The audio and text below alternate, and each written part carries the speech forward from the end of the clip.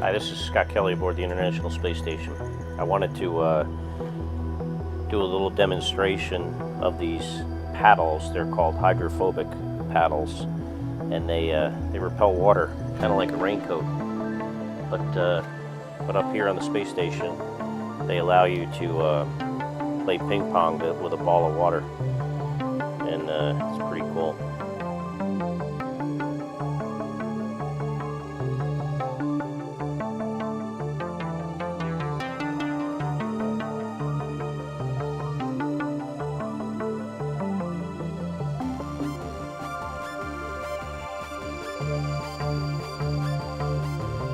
Neat stuff.